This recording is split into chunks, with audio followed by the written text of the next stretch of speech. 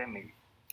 Fíjense, diabetes mellitus, tanto tipo 1 o 2, aunque existen otro tipo de diabetes, entre ellos la gestacional, ¿sí? Constituye en conjunto con la hipertensión arterial las dos primeras causas, quizás a lo mejor el mayor porcentaje, digamos un 60-70% de los pacientes que a nivel mundial se encuentren en diálisis, de tal forma que tanto diabetes mellitus como hipertensión arterial son las dos enfermedades sistémicas que tienen repercusión en la microvasculatura. Yo hablo de microvasculatura, estoy hablando de extremidades, sobre todo la parte distal, microvasculatura, por eso es que tanto, específicamente el paciente diabético, cursa con procesos obstructivos o arteriopatía obstructiva que inducen a daño arterial y compromiso en la perfusión distal de órganos, entre ellos las extremidades inferiores. El paciente diabético, gran porcentaje de estos pacientes terminan amputados como de estos procesos obstructivos que inducen a procesos infecciosos de la extremidad, específicamente pie diabético, con la resolución quirúrgica, porque ya no hay más nada que hacer.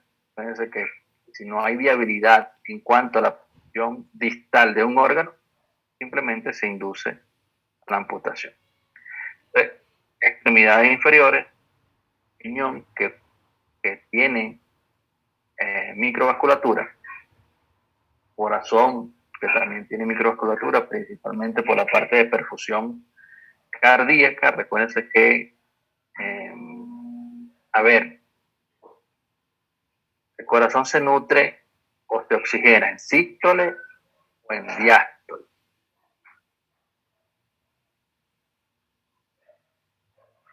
Juan, el corazón se nutre en sístole o en diástole, o se oxigena.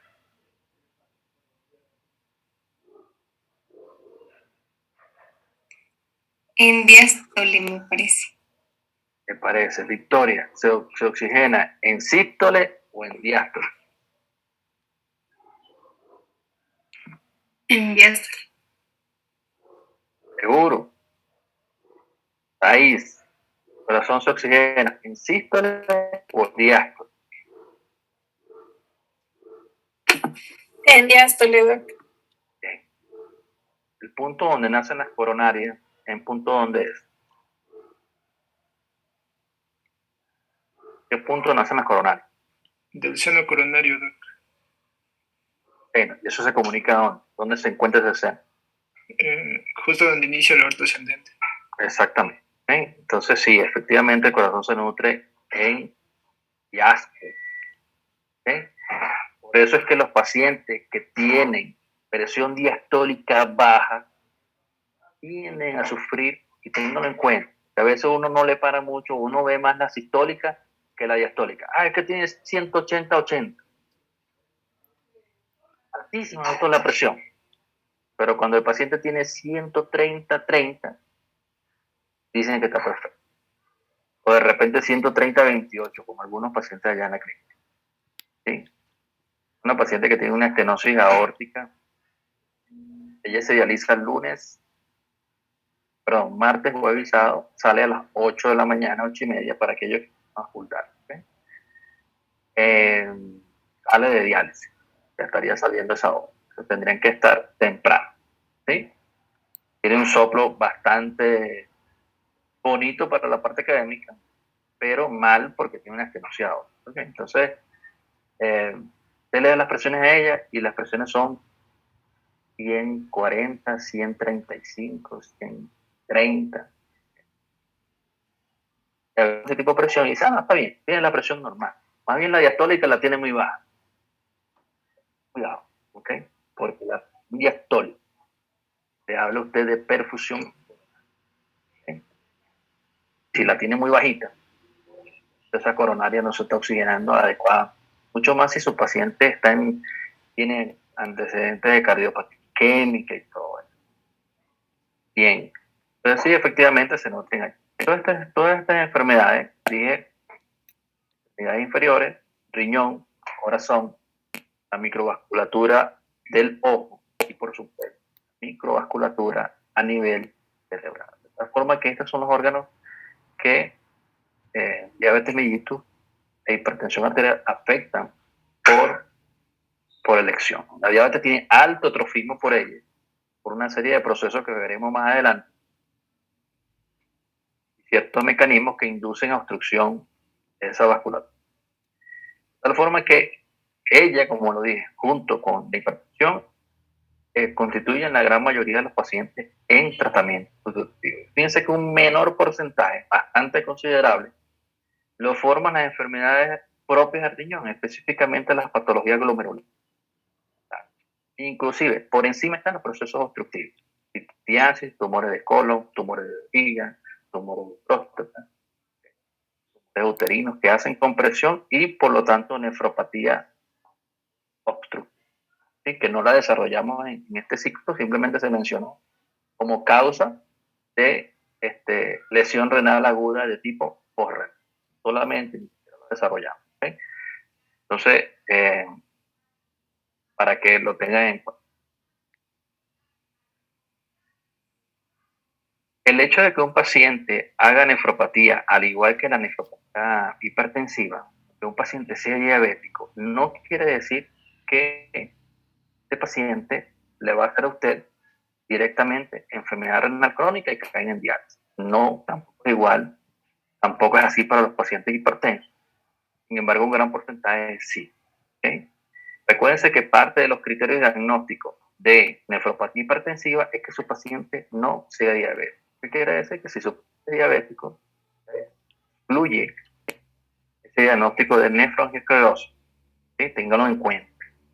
Ahora, que su paciente sea diabético y posteriormente haga hipertensión arterial, bueno, ya eso es con una complicación anexa, producto de ese daño que produce diabetes mellitus.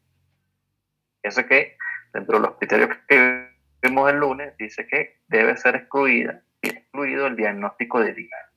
¿Por qué? Bueno, pues si su paciente es diabético, entra más o se encasilla más para la definición de paciente con nefropatía de tipo diabética o nefrótica. Esto pasa como todas las enfermedades, por un tiempo que es acumulativo. Y al igual que la nefropatía hipertensiva en etapas iniciales es silente. De hecho, usted le dice a un paciente que es diabético y le hace restricciones en cuanto a la dieta. El paciente dice, yo no me siento nada, yo no me voy a comer nada o no voy a comer nada de dieta o no voy a cumplir ninguna medicación que me dijo el doctor y comienzan a medicina tradicional porque no aceptan que son diabéticos. De hecho, aún estando en diálisis, como se normalizan los valores de glucosa, dicen, ya yo me curé de la diabetes, no soy diabético. Entonces, esto trae un proceso acumulativo en años.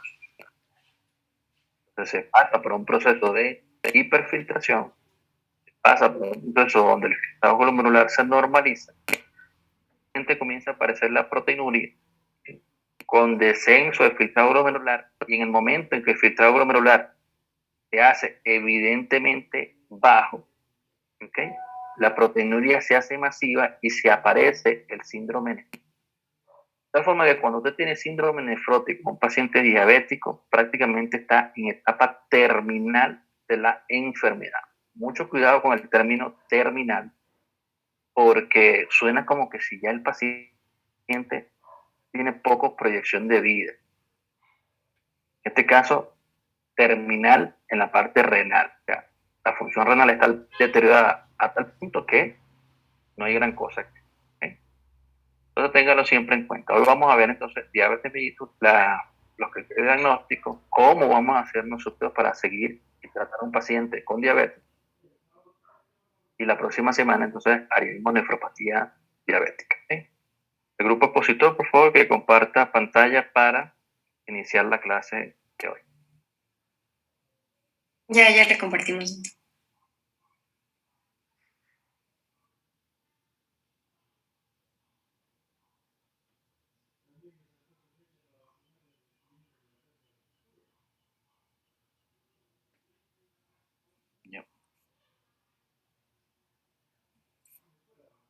Bueno, déjala ahí, doctora Gómez, para hacerle copia de pantalla a los integrantes. Bien, listo. Ya. Bueno, buenas noches, doctor y compañeros. Ahora vamos a comenzar con la parte de la diabetes mellitus. Vamos a empezar primero dando una definición general de la enfermedad, que la diabetes es considerado como un desorden metabólico que va a tener varias causas que lo van a producir. Y una de las principales características son la hiperglucemia crónica, que además está relacionada con alteraciones del metabolismo de los carbohidratos, de las proteínas y también de las grasas. Todo esto va a ser una consecuencia de defectos de la secreción de insulina o también de una acción de defectos en su función. O también puede ser la unión de ambas a la vez. La hiperglucemia crónica que se presenta en la diabetes mellitus está asociada con lesiones que se consideran de largo término, disfunciones también, o también en otro caso de fracasos de diversos órganos, especialmente los que más se van a afectar por lo general son los ojos, los riñones, los nervios, el corazón y los vasos sanguíneos. Dentro de los síntomas que se van a presentar, los más comunes son la sed, la poliguria, va a presentar también polifagia y una pérdida de peso. Y pueden estos síntomas siempre estar presentes, pero no son necesariamente específicos para la enfermedad y en algunas circunstancias incluso van a estar ausentes por completo. La enfermedad se produce por una coexistencia de varios defectos multiorgánicos que van a comprender la insulinoresistencia en el músculo, además y del tejido adiposo, y esto va a estar sumado a un deterioro de la función y la masa de las células beta pancreáticas, que son las encargadas de la producción de insulina y la secreción inadecuada de glucagón, y también un aumento en la producción hepática de glucosa. La siguiente, por favor. En la clasificación de la diabetes vamos a tener varios tipos. Primera, como podemos ver aquí en los cuadros como están divididos, existe la diabetes tipo 1, que se caracteriza por una destrucción en las células beta y va a progresar hacia una deficiencia de insulina. Hay dos tipos de la misma, que es la autoinmunitaria y la idiopática. Tenemos la diabetes también tipo 2, que predominantemente es insulino resistente, y también va a haber una deficiencia y un predominio del defecto secretor de la resistencia a la insulina. Otro tipo es la diabetes mellitus gestacional, y tenemos otros tipos específicos de diabetes, como podemos ver acá, que son por defectos genéticos de la insulina, de las células betas, enfermedades exócrinas del páncreas, endocrinológicas por medicamentos, infecciones, formas no comunes y otros tipos que también relacionados a diferentes enfermedades o síndromes. Ya. Dentro de la mayoría de los individuos que presentan la enfermedad tienen otros miembros dentro de su familia que van a padecer también la enfermedad y tienen varios antecedentes que están relacionados, que muchos de ellos tuvieron un bajo peso al nacer o también un aumento de peso mayor a lo normal durante el periodo de la adolescencia. Todos ellos van a tener, bueno, una gran mayoría van a tener una acumulación de grasa en la zona abdominal, y en otros casos incluso van a sufrir hipertensión arterial, contracciones anormales, pero en concentraciones anormales de colesterol, triglicéridos, el colesterol HDL y ácido úrico, antes de la aparición de la hiperglucemia. La siguiente.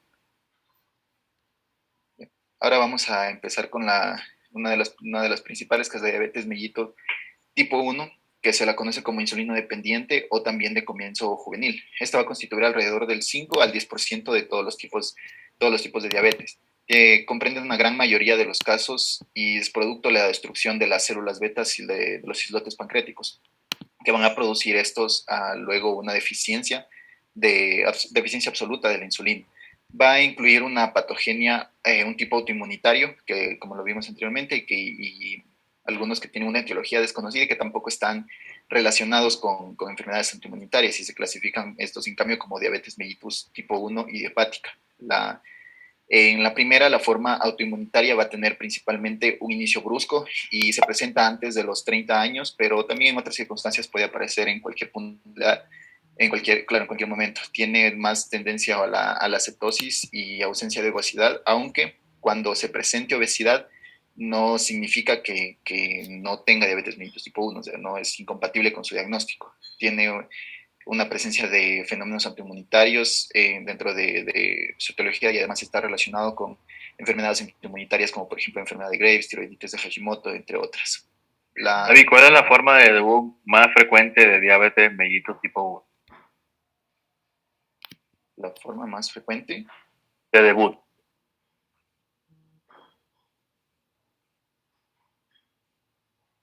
O sea, de los dos tipos, de la autoinmunitaria y de la idiopática. No, de las dos. ¿Cuál es la forma más frecuente? El paciente debuta. ¿Sí?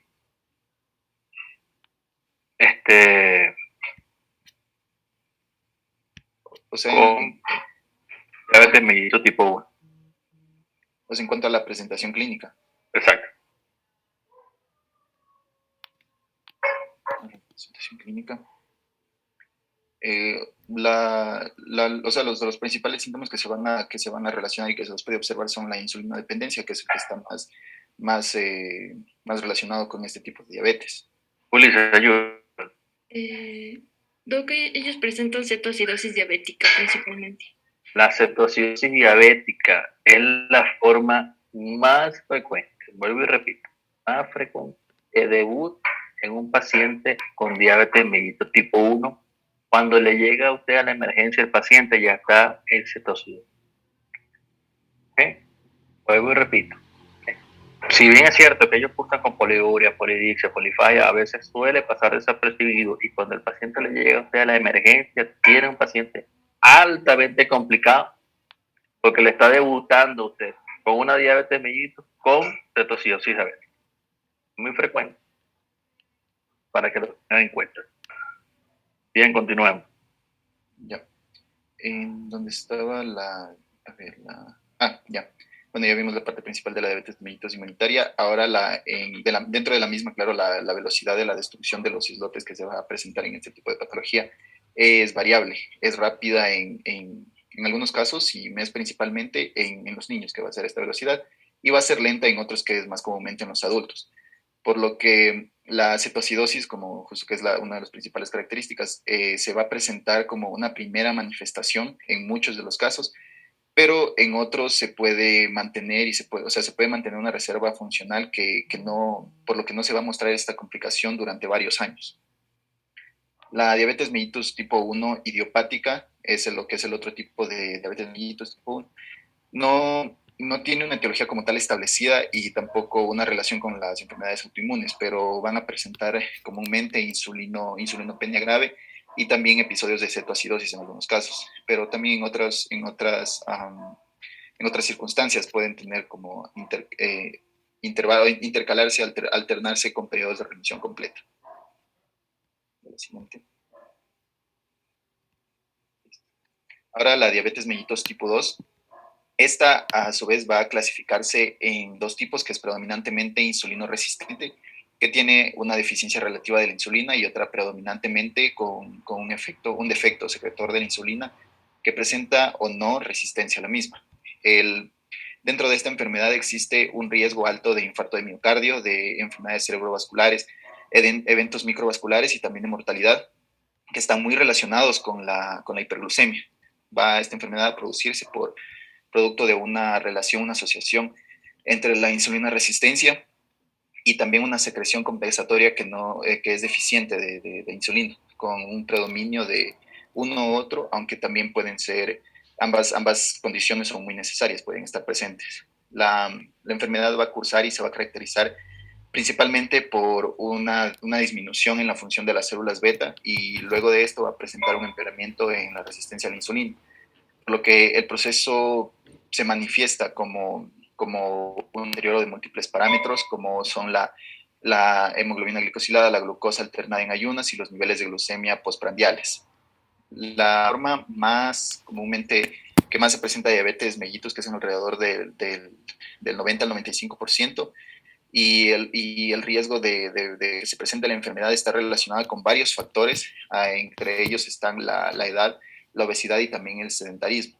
Esta enfermedad, a diferencia de la diabetes mellitus tipo 1, no tiende mucho a la cetosis, pero esta complicación se puede desencadenar en algunos tipos de circunstancias, por ejemplo, cuando se está bajo efectos del estrés o también cuando se presentan enfermedades interrecurrentes con la diabetes. La glucosa en el paciente va a aumentar, principalmente con el tiempo se va a desarrollar el aumento de la glucosa, ya que al inicio va a ser solo luego del consumo de alimentos, pero luego se puede presentar incluso el aumento de la glucosa en el ayuno.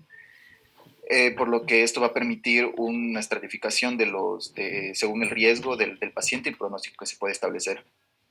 Normalmente la enfermedad va a cursar con otros factores, otros signos que se pueden presentar como la obesidad franca o también una mayor proporción de grasa abdominal. Cuando una de las dos, ya si es que no es obesidad, puede haber un aumento de la grasa. Una agregación familiar está muy relacionada con esta enfermedad, tienen una tendencia bastante alta, por lo que presentan causas múltiples y son diferentes, y por lo tanto la genética se la considera algo complejo y no es completamente definido. En esta enfermedad hay que tener mucho cuidado, ya que el diagnóstico no se lo realiza muy tempranamente, y debido a esto, pues el tratamiento se mantiene ausente prácticamente durante mucho tiempo, y muchas veces que presentan síntomas no se los considera como de gravedad, o también no se los toma en cuenta y son en algunos casos ausentes, por lo que pueden provocar un progreso de la enfermedad y que el paciente ya se pueda ser diagnosticado cuando ya está bastante avanzado. ¿Y cómo se llama esa etapa que tú dijiste donde el paciente puede secretar insulina o puede producir, pero la glucosa se mantiene relativamente bien o estable?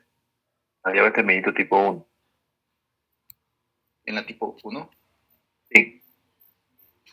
Que dijiste que podía haber, en cierto modo, normalización de la glucosa, o no era evidente las manifestaciones de la diabetes. Por ahí levantaron la mano. A ver. Tipo 9. Doc, se llama la etapa de luna de miel. Etapa de luna de miel, exactamente. ¿Sí? Exactamente. Se llama. Y como tú bien lo dijiste, la diabetes tipo, anteriormente es mal llamada, ¿ok? Diabetes mellitus tipo 1 o insulino dependiente, o diabetes mellitus tipo 2 no insulino dependiente. La tendencia actual es que tanto el paciente tipo 1 o tipo 2 deberían de ser manejados con insulina. Nosotros producimos insulina y debería ser la hormona que se debería de tratar, o con la cual deberíamos tratar a un paciente diabético. Sin embargo, existen fármacos que favorecen, como bien lo dijiste, la secreción de insulina en el paciente diabético tipo 2. Se produce, pero para que se entienda, es una insulina de mala calidad, ¿sí? De mala calidad, que no es capaz de producir esa interacción receptor, ¿sí? O no es capaz de producir esa adecuada interacción con el receptor para que se induzcan a señales intracelulares y se produzca el efecto deseado de la insulina. ¿Sí? Tal forma que estos fármacos que yo les mencioné, o que les dije, pues que soy tan farmacológico, puedo tratar a un paciente diabético tipo 2, simplemente tratan de mejorar esa sensibilidad a esta insulina que se produce, que es de mala calidad, con el receptor. Eso prácticamente, eso pasa con metformina, eso pasa con glimerida, entre otros. ¿Okay? Entonces, ¿se produce insulina? Sí, es una insulina mala. Entonces, ¿qué a veces se prefiere? Bueno, colocar dosis de insulina, tanto en el diabético tipo 1 como tipo 2, y tener el efecto deseado de una insulina que no tiene esa limitante al interactuar con el receptor. El daño no está en el receptor como tal, sino que está en la calidad de la insulina que se produce en el páncreas. ¿Okay? Porque sí se produce.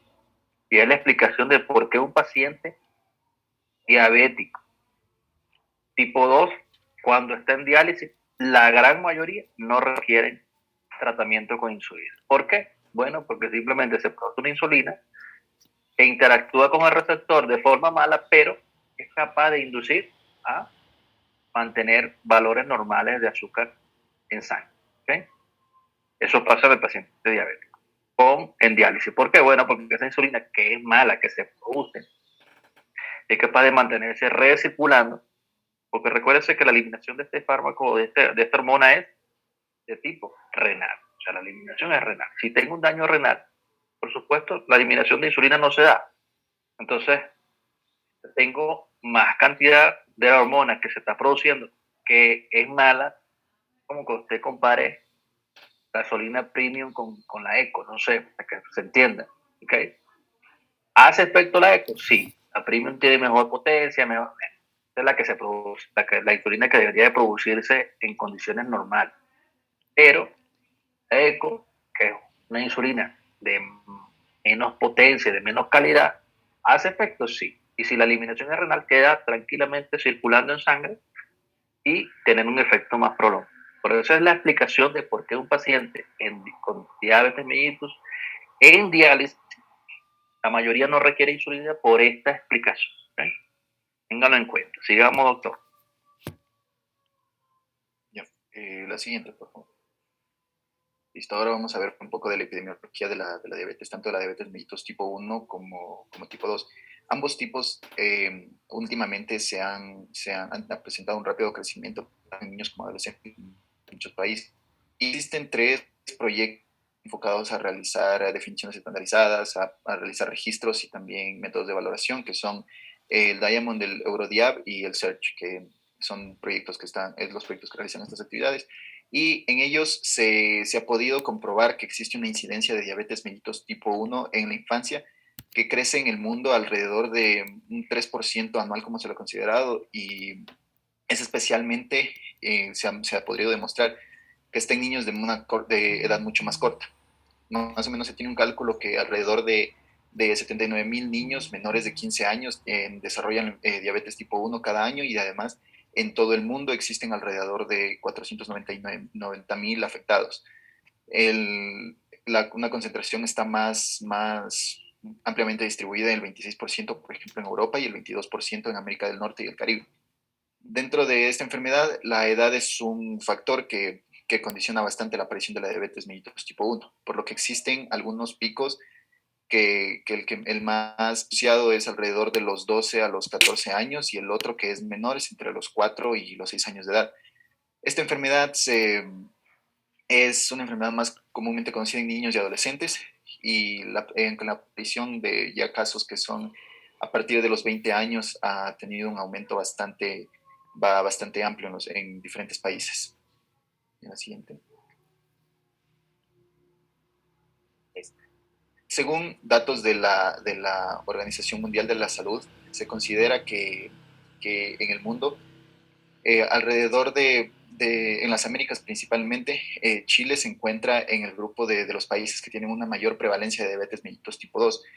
Y luego de este está seguido por Estados Unidos y otros países también como Canadá, Argentina, Uruguay, que tienen unos porcentajes entre el 6 y el 8%. Existen, más o menos se ha hecho una estimación de alrededor de 200 y 300 millones de personas en todo el mundo que se considera, según la OMS, van a cumplir sus criterios para diabetes mellitus tipo 1. Acompañado, o sea, dentro de toda la epidemiología que se ha realizado, en la diabetes mellitus tipo 2, en cambio, se ha tenido una extensión en todo el mundo, principalmente producto de factores como el cambio de vida, del estilo de vida de la población, más que nada en los patrones alimenticios y en el sedentarismo, que tiene una predisposición a la obesidad y a la resistencia a la insulina que es muy marcada. Las personas afectadas por la enfermedad van a tener varias consecuencias relacionadas, que están principalmente las de tipo cardiovascular, como la hipertensión, la dislipidemia, la hipercoagulabilidad, que van a conducir hacia la morbilidad y mortalidad por enfermedades vasculares. Existe una coexistencia de todos estos trastornos que, juntos a la resistencia a la insulina, van a constituir un síndrome metabólico. Y se considera que el número de personas con síndrome metabólico ha aumentado bastante en los últimos tiempos, y se presentan alrededor del 20% de la población en general, y aproximadamente un 40% de todas las personas que tienen una edad mayor de 60 años. Los datos epidemiológicos han mostrado que esta enfermedad tiene varios mecanismos genéticos y bioquímicos comunes que los comparten. La siguiente, por favor. Otro factor que va a condicionar bastante la enfermedad es el origen étnico, ya que hay varios grupos que tienen una mayor prevalencia por esta enfermedad, como es el caso de las personas de raza negra. Por ejemplo, en Estados Unidos se realiza un contraste en el que existe una población de alrededor del 13.2% de afroamericanos que presenta diabetes mellitus tipo 2 en comparación con los caucásicos que tienen alrededor del 7.6%. Estos grupos étnicos tienen una mayor prevalencia y muchos de ellos se relacionan y tienen en común que han sido, como se consideran, se los considera castigados, por así decirlo, por el hecho de haber sufrido cambios importantes, más que nada en sus hábitos alimenticios dentro de muy pocos años. Toda la prevalencia en los diferentes grupos van a estar condicionadas por estos factores, pero también por otros como el lugar de residencia, ya que dependiendo de las áreas rurales o las urbanas se presenta una menor prevalencia en las áreas rurales, y también otro de los factores es en cuanto al lugar de residencia, a la altura del nivel del mar que se encuentra de la población, ya que en las personas que se encuentran ubicadas a más de 3.000 metros sobre el nivel del mar es una menor prevalencia de la enfermedad, que se considera que podría estar relacionado con la vasodilatación y una mayor sensibilidad a la insulina. Toda esta incidencia y la prevalencia de la diabetes mellitus tipo 2 también dependen en una gran medida del índice de masa corporal, también de la duración de años que la persona ha tenido exceso de peso y según la actividad física que realiza la persona. Existe uno de los aspectos epidemiológicos a los que se le pone bastante atención últimamente es en las relaciones que tiene la diabetes con otras enfermedades, como por ejemplo una asociación que existe de la diabetes con la obesidad y también con el cáncer, que tiene mecanismos que están implicados, que son múltiples, como la hiperinsulinemia, hiperglucemia, inflamación, aumento de la leptina, disminución de adenopectina y otros cambios también que se producen. Hay otro tipo de relación que también se la ha señalado bastante, que es una asociación inversa, en cambio, que es del HDL y el riesgo de cáncer en pacientes que presentan diabetes tipo 2. En estos, la obesidad es un factor bastante importante que se debe tomar en cuenta. Y se han realizado varios estudios según que establecen la relación entre la diabetes mellitus y el cáncer, y que han demostrado que los pacientes tienen un riesgo aumentado de presentar cáncer de diferentes tipos, como el hígado, el colon, el recto, entre otros. Y otro tipo de relación es la que se establece entre el uso de metformina, que está asociada con la reducción del riesgo de cáncer, y también con respecto a otros tipos de antidiabéticos que utilizan los pacientes. ¿Y cómo se llama esa etnia indígena? Ya te lo dije. Que la gran población la mayoría es diabética. ¿Perdón? ¿Cómo se llama? La población indígena, que la gran mayoría es diabética. La gran mayoría de la población indígena.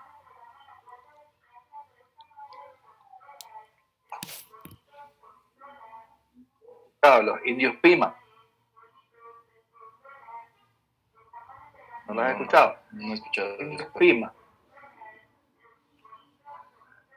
No la encuentran una raza que tiene un gen que desarrolla diabetes. ¿Okay? Bien, sigamos entonces. Ya, bueno, ahora vamos a hablar de la fisiopatología. Y bueno, se van a producir en la diabetes mellitus dos eventos importantes, que puede ser la deficiencia de la acción de la insulina, es decir, como se mencionaba, una insulina que es mala, una insulina que no funciona bien, o una deficiente secreción de la hormona por parte de las células beta pancreáticas, o también puede ser un efecto combinado de las dos. Estos dos eventos nos pueden llevar a que nuestros pacientes desarrollen diabetes mellitus, y esto se va a desarrollar en 3 fases. Es importante porque como es una enfermedad crónica progresiva y es lenta, porque los pacientes pueden llegar a tener sintomatología de esta enfermedad que pudo haber empezado hace 10 años. Entonces, por eso es importante, porque en la primera fase, el paciente ya va a tener un estado de resistencia a la insulina por parte de los tejidos periféricos, pero esta es una etapa, es un periodo preclínico en el cual el páncreas, para compensar la gran cantidad de glucosa que va a haber, va a empezar a secretar insulina, porque es la señal, la glucosa también es una señal para que el páncreas empiece a secretar insulina. Entonces, se va a producir una hiperinsulinemia, pero estos pacientes van a tener niveles de glucosa en ayuno y niveles de glucosa postprandial normales, van a ser normoglicémicos en la primera fase. Después, en la segunda fase, ya va a haber una resistencia a la insulina marcada a nivel de los tejidos periféricos. Igualmente, el páncreas va a seguir produciendo insulina, va a haber una sobreproducción de insulina, pero en esta segunda etapa ya va a ir incrementando la glucemia porque también va a ir disminuyendo el páncreas, va a llegar a un agotamiento del islote, o sea, va a llegar a un agotamiento en el cual va a ir disminuyendo la cantidad de insulina que va a secretar. Y en esta segunda etapa ya podemos tener clínica y datos de laboratorio que nos puedan ya guiar o poner más atención en estos pacientes que ya tengan glucemia alterada en ayunas y también cifras de intolerancia a la glucosa, que igual les voy a hablar en el diagnóstico. En esta etapa ya se puede producir glucotoxicidad, que igual les voy a explicar un poquito más adelante, que ya va a producir un daño en las células beta pancreáticas y también esto va a hacer que disminuya igual, ya va a ir disminuyendo la cantidad de la insulina que va a ir produciendo. Entonces, en la tercera fase, nosotros ya tenemos una declinación de las células beta pancreáticas y bueno, en esta fase los pacientes por lo general ya se vuelven insulinodependientes, pero como se menciona en otras fases se puede utilizar la insulina para evitar ya el deterioro progresivo que tienen estos pacientes después. Y es a lo largo del tiempo, o sea, nosotros vamos a poder ver pacientes de verdad después de 10 años y ellos se pueden sentir bien durante todo este largo periodo, pero ya tienen niveles de glucosa elevados que les va a generar más complicaciones. Pásale, por favor. Ya, entonces, la diabetes mellitus, pásale. ¿Otra más? Ya hay. La diabetes mellitus tiene un condicionamiento genético, como se menciona, importante, como mencionaba el doc. Yo leí como indios americanos, algo así que se llamaba esa raza, pero bueno, sí, tienen mayor incidencia en su parte genética. Muchos genes, en realidad no se sabe exactamente, se estudian los genes, pero esta parte es difícil de estudiar y muy variable. Los pacientes pueden tener varios genes alterados, pero es importante saber que tiene una base genética, es decir, que algunos pacientes van a tener mayor predisposición a desarrollar esta enfermedad. E incluso uno de estos genes, por ejemplo, el último que se ve, va a hacer que los pacientes desarrollen diabetes a temprana edad. Ya, y también es importante ver los factores ambientales que igual ya se mencionaron, ver la obesidad porque es un factor importante, la nutrición y el estilo de vida de los pacientes y también la actividad física es importante. ¿Qué pasa con las células que nosotros tenemos? Bueno, un paciente tiene susceptibilidad genética, desarrollo de resistencia a la insulina, se produce un ambiente estresor y luego, si nuestras células son normales, no tienen ninguna disfunción genética, ¿qué va a hacer? ¿Cómo funciona? Pues funcionan normalmente, hay proliferación beta celular, le hacemos la prueba de glucosa oral, de tolerancia a la glucosa oral va a ser normal, pero tiene una insulinemia compensatoria, que se entiende, porque cuando nosotros tenemos mucha glucosa, vamos a tener también insulina, porque tiene que haber insulina para poder captar la glucosa. Pero ¿qué pasa cuando la célula tiene susceptibilidad genética, tiene una alteración genética? Disminuye la función de la célula, disminuye la proliferación de la célula beta, se produce intolerancia a la glucosa y al final el paciente desarrolla diabetes mellitus del tipo 2. Pásale, por favor. Y entonces, para que se produzca toda esta resistencia a la insulina, nosotros van a ver, es bastante variado, por eso es una enfermedad no es compleja, pero bueno, tiene bastantes factores. Primero, bueno, nosotros tenemos que normalmente la insulina es secretada por el páncreas. Esta funciona captando la glucosa y llevándola a los tejidos periféricos y se conecta a través de receptores, que es el GLUT4, que es importante este receptor a nivel de tejidos periféricos. Entonces, nosotros, por ejemplo, ya consumimos hidratos de carbono y estos se van a convertir en glucosa y esta glucosa va a ser a nivel de páncreas para que se secrete mayor insulina. Pero en estados en los que la insulina no funciona bien, o sea, es una insulina mala, como se mencionaba, la glucosa va a ir en aumento y el páncreas, por tratar de compensarlo, va a seguir secretando insulina y al final va a tener un agotamiento funcional de estas células beta pancreáticas y terminamos con una alteración de la secreción de insulina. En los tejidos periféricos en los que podemos encontrar este receptor GLUT4, que es importante, es los adipocitos, porque la insulina también fisiológicamente normalmente cumple la función de la lipogénesis. En el músculo también se encuentra este receptor 4. Nuestras células también musculares principalmente necesitan energía y glucosa para poder funcionar normalmente. Y en el hígado nosotros almacenamos la glucosa en forma de glucógeno, que también es importante. Entonces, en el adipocito, cuando las células no captan la glucosa, o sea, no están captando, no tienen la energía necesaria, empiezan a generarse otras vías por las que nosotros obtenemos glucosa, y la energía también la podemos obtener de la grasa. Entonces empiezan a aumentar los ácidos grasos libres. Estos ácidos grasos libres, que por lo general son buenos para obtener energía, van a resultar en la lipotoxicidad, o van a resultar tóxicos, ya que estos se van a unir a estos receptores GLUT4 y van a impedir que la glucosa entre a los tejidos, o sea, entonces la glucosa va a seguir aumentando, y el páncreas va a seguir cumpliendo su función de secretando insulina, y por eso al final igual termina en un agotamiento de estas células beta pancreáticas. En el músculo también hay afectación de este receptor GLUT4, disminuye la captación de la glucosa, y la glucosa el paciente, pues como es característico, va a tener una hiperglucemia crónica. Después se va a desarrollar glucotoxicidad. Esta glucotoxicidad después, como hay tanta glucosa andando en el torrente sanguíneo, esta después se va a empezar a unir a proteínas y va a formar los productos de glicosilación avanzada. Y estos productos de glicosilación avanzada son los que al final nos van a generar las complicaciones de la diabetes mellitus, que es con que es con lo que los pacientes llegan a la emergencia. Generalmente llegan con sus complicaciones. Entonces, estos productos de glicosilación, incluso se une a la hemoglobina, y de ahí nosotros obtenemos esta hemoglobina glicosilada que nos ayuda a saber, principalmente, bueno, es cuando el paciente ya lo tenemos en un control y queremos saber cómo se está controlando.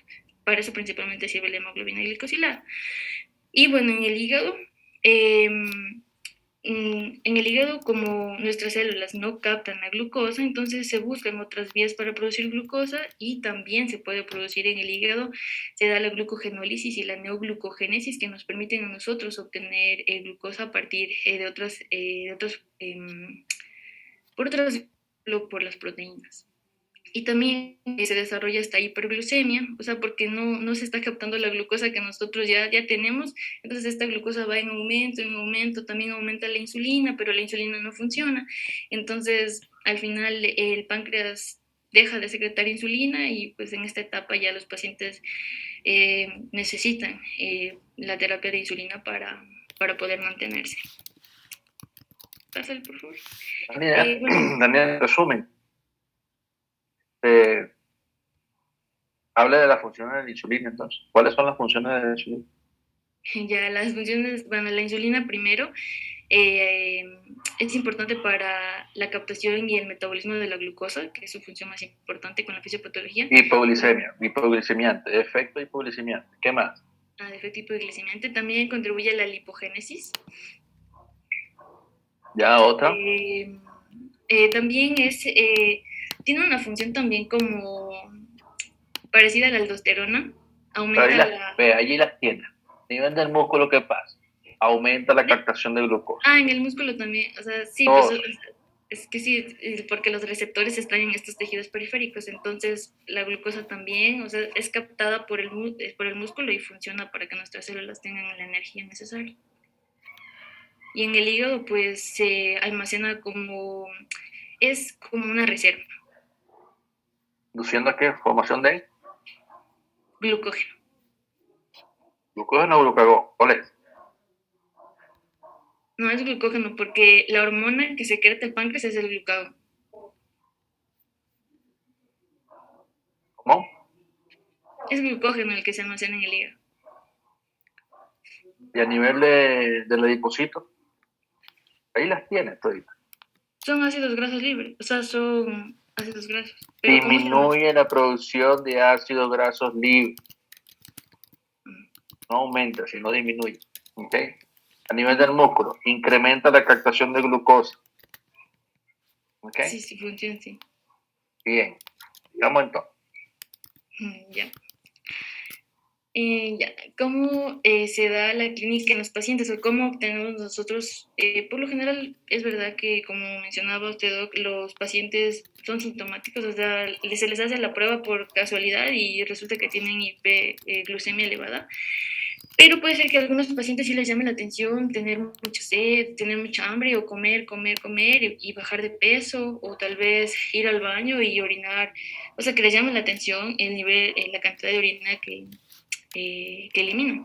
Entonces, ¿por qué nuestros pacientes van a tener esto? La polidipsia, que es el tomar gran cantidad de agua, va a ser por la osmolaridad en el plasma. Al tener gran cantidad de glucosa, como es un soluto, va a hacer que haya un desequilibrio de la osmolaridad, entonces el agua se va a desplazar hacia el lado de la glucosa y va a provocar deshidratación de las células y esto va a hacer que se estimule el centro de la sed en el hipotálamo y por tanto los pacientes tengan mucha sed. La poliuria se va a explicar porque normalmente la glucosa se filtra y se reabsorbe en el túbulo proximal en su totalidad, pero esta tiene un umbral. El umbral es 180 miligramos de cilitro. Entonces, cuando la glucosa pasa este umbral, como es en estos pacientes que tienen una glucosa muy elevada, entonces lo vamos a empezar a eliminar por la orina y esto produce glucosuria y también diuresis osmótica. Y por esto los pacientes eliminan gran cantidad de orina, de líquido. Ya, y la polifagia se explica porque si nuestras células no tienen la energía, no están funcionando normalmente, entonces se estimula el centro del hambre para que nosotros podamos obtener alimentos y de estos alimentos poder obtener la glucosa. Por eso los pacientes tienen hambre constante, pero les llama la atención que pierden peso y es porque disminuye el anabolismo. Ellos no están, no utilizan normalmente la glucosa, no utilizan los ácidos grasos, ni tampoco utilizan las proteínas, y por tanto disminuyen de peso. ¿Cuál es la osmolaridad normal del plasma? Es 290, o sea, vi y era 285, 295 milimol. O sea, 275, 285. Según lo que yo vi era eso. La clase de fisiología, ¿dónde está? Aquí es igual la tonicidad. Ya te lo dije. La osmolaridad es igual a la tonicidad. ¿Okay? Recuerda. ¿Cuál es la fórmula de la tonicidad? No recuerdo. Fisiología, doctora. Y lo vimos al inicio. Acá. Sí. Y es la explicación de por qué su paciente se torna ahí tiene polidipsia.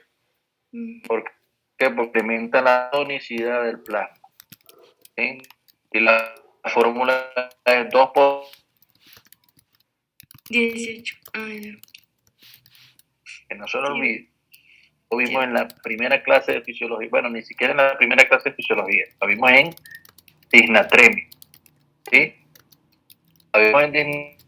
Evidentemente, la alteración inmediatamente se asocia a alteración en la tonicidad del plasma. Y dependiendo de la tonicidad, induce a desplazamiento, pero también quien la afecta en segundo lugar es la luz. ¿Sí? En este caso, niveles elevadísimos de glucosa pueden llegar al punto en que te afecten, ¿sí? Te afectan la tonicidad del plasma. Mucho más cuando el paciente se torna poliúrico. ¿Por qué? Porque se deshidrata. ¿Sí? Y entonces la tonicidad del plasma se hace mucho mayor. Eso se induce a más polidipsia. Eso. ¿Por qué no se toma la urea en la fórmula? ¿Por qué no se toma la urea? Sí, en la fórmula. Porque la urea puede La cambiar. fórmula de la tonicidad. ¿O por qué si se toma la urea en la fórmula de la osmolaridad y no se toma la urea en la fórmula de la tonicidad?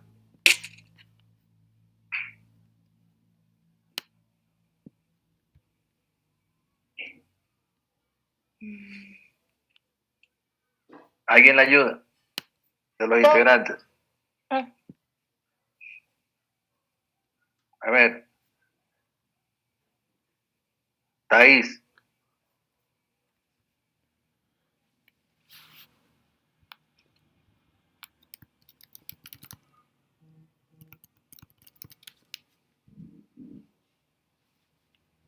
Vamos, chicos, la exposición de ustedes yo estoy preguntando.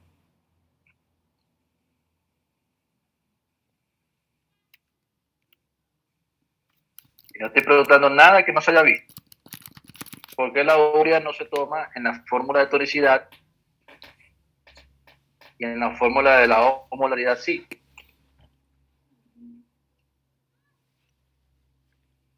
A ver, ¿quién iba a contestar? O alguien que levante la mano.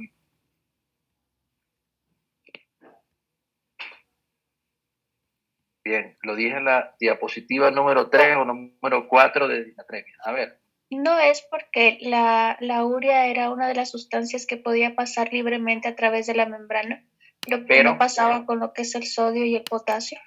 No, pero puede pasar eso, pero no, pero, ¿qué pasa?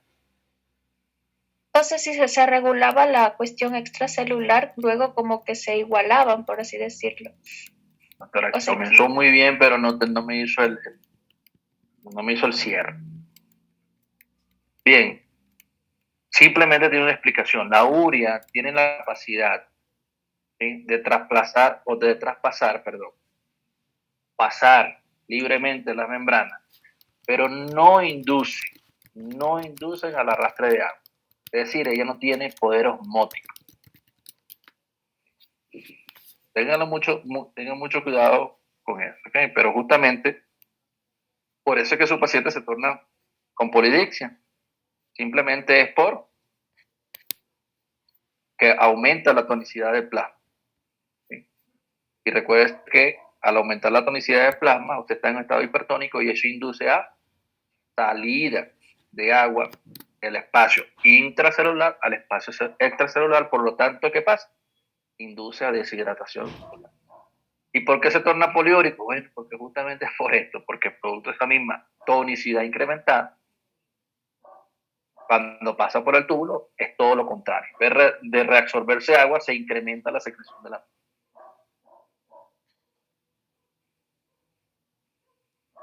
Bimestre número 1, integrado de clínica renal, correspondiente a este ciclo. Clase de disnatremia, que la estamos llevando acá.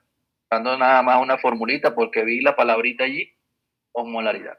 ¿Sí? Bien, sigamos. Ya, también, bueno, esto solamente era para saber que existe una diabetes mellitus no asociada a obesidad y es la de tipo MODY, que se puede presentar en pacientes jóvenes, o sea, es una diabetes mellitus del adulto de inicio juvenil. Y bueno, existen 10 tipos, pero solo les voy a nombrar estas, que son algunas de las que son las más importantes. Principalmente la MODY tipo 2 tiene mayor prevalencia, es la que se presenta en el 40% de los pacientes y se caracteriza porque hay mutaciones en la glucosinasa. Entonces, si existen defectos en esta, va a haber un aumento del umbral glucémico que igual estimula la secreción de insulina, y también estos pacientes van a tener alteraciones hepáticas y aumento de la glucemia postprandial y de la producción hepática de glucosa. Bueno, va a aparecer al nacimiento y su clínica es poco agresiva, no está asociada con obesidad, hipertensión o alteraciones lipídicas. Después está el MODY tipo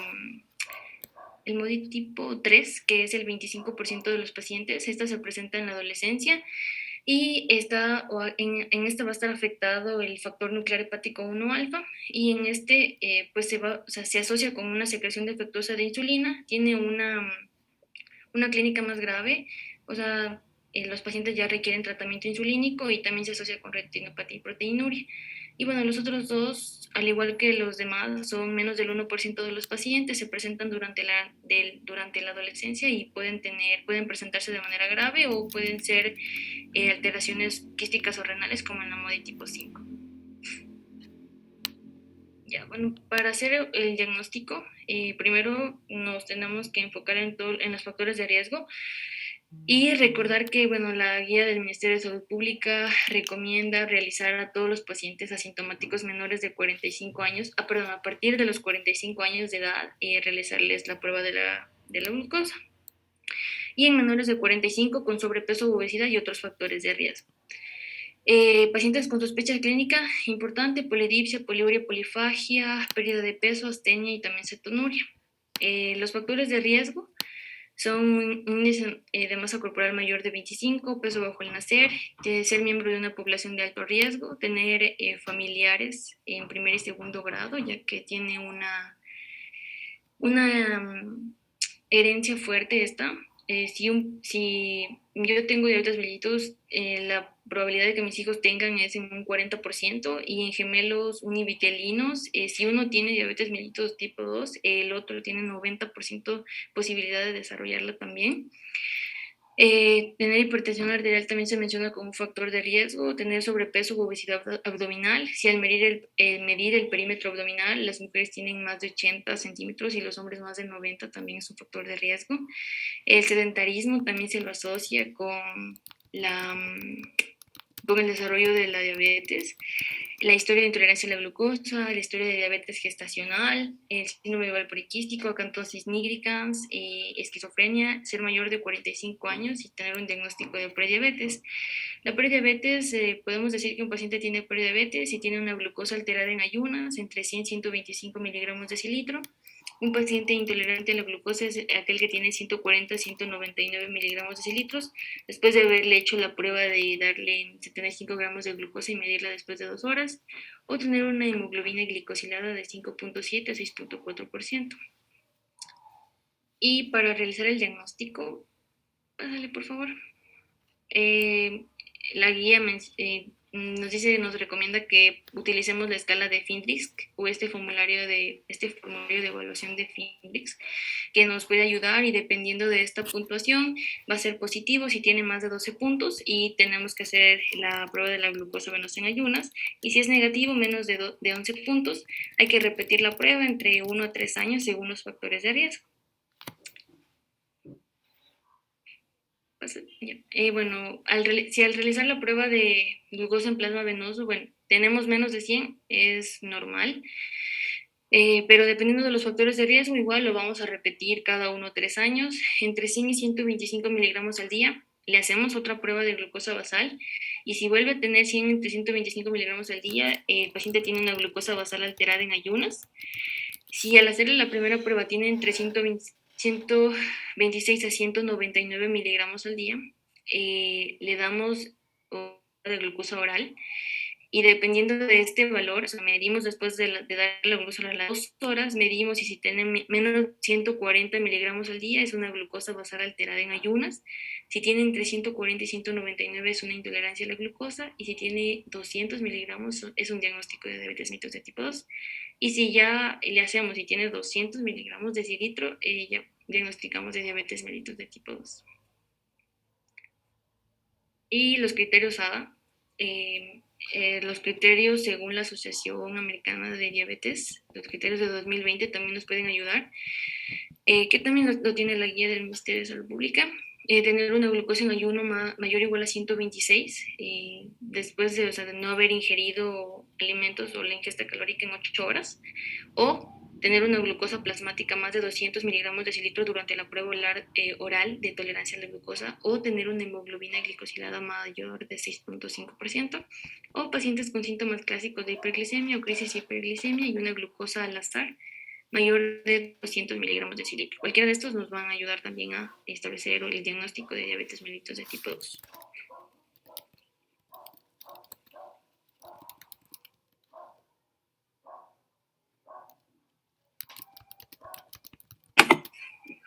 Bueno, continuando con la exposición, vamos a hablar sobre el tratamiento, y es primordial que los pacientes ya diagnosticados con diabetes mellitus tengan la modificación en el estilo de vida.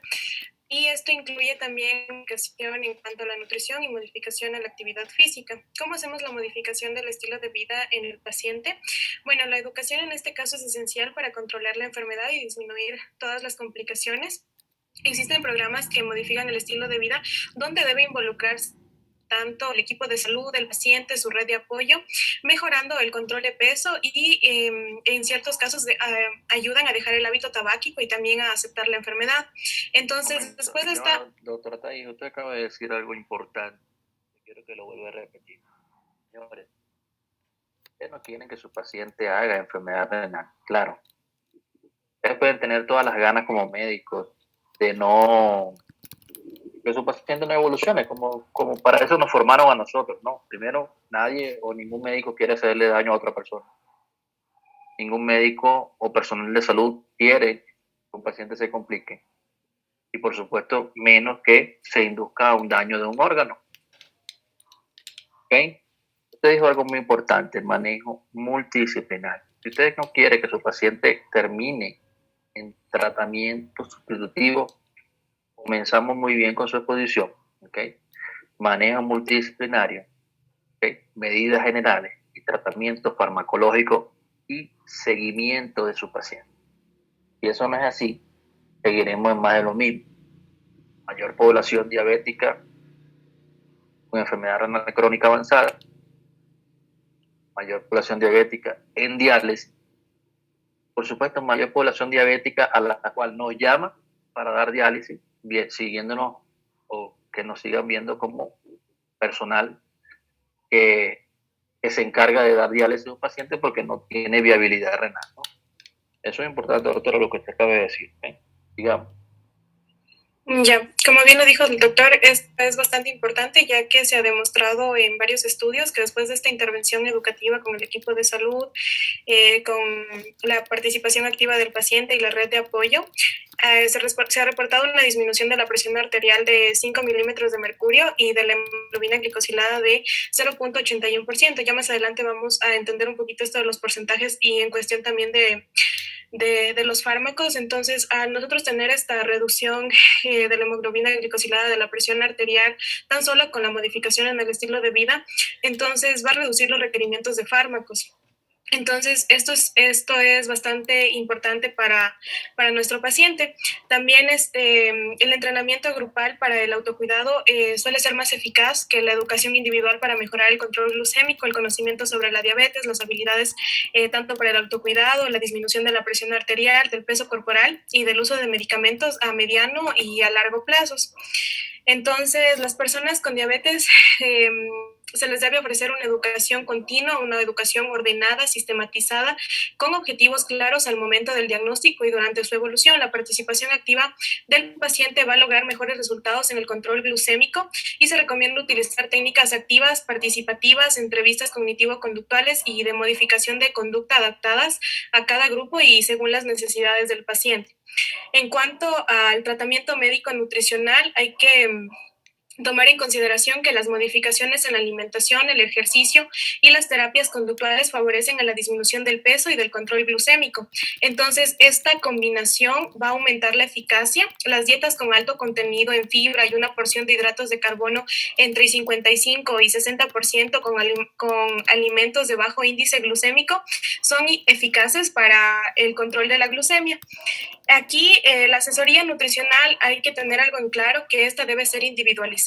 Se recomienda la reducción general en sí de la ingesta de grasa menor del 30% de la energía diaria, restringir los hidratos de carbono entre 55 y 60% de la energía diaria y consumir de 20 a 30 gramos de fibra diario, y en pacientes tengan un índice de masa corporal mayor a 25, aquí se debe realizar una dieta hipocalórica y es necesario distribuir la ingesta de hidratos de carbono a lo largo del día con el objetivo de facilitar el control glucémico y ajustarla al tratamiento farmacológico. En cuanto a la actividad física, en el paciente, los programas de ejercicio físico de intensidad aeróbica y anaeróbica en pacientes con diabetes mellitus se ha dado resultado eficaz para el mejor control glucémico, una reducción más de la hemoglobina glicosilada de 0.6%.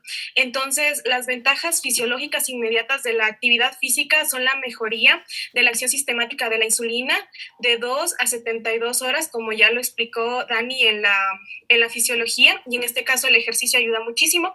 Mejoría de la presión sistólica más que la diastólica y aumento de la captación de glucosa por el músculo. A la mayor intensidad de la actividad física se utilizan más los carbohidratos, y la actividad física de asistencia en este caso va a disminuir la glucosa en las primeras 24 horas. A largo plazo, en cambio, la actividad física va a mantener la acción de la insulina y el control de la glucosa, la oxidación de las grasas, y disminuye el colesterol de baja densidad. Y si se acompaña de pérdida de peso, esta es más efectiva para mejorar la dislipidemia. Adicionalmente, mejora la depresión, y el ejercicio de resistencia incrementa la masa musculoesquelética. Aquí se recomienda a todos los pacientes que deben cambiar a corto plazo si vienen de una vida sedentaria. No debe ser como de inmediato y me pongo a correr todos los días, sino debe ser a corto plazo y debe ser progresivo esto. Entonces, si debe ser mediante caminatas diarias en un principio, y ya a mediano plazo se debe hacer una frecuencia mínima de ejercicio de 150 minutos a la semana de actividad física aeróbica de moderada intensidad. Esto quiere decir más o menos unos 30 minutos, 5. ¿Le puedes pasar, por favor?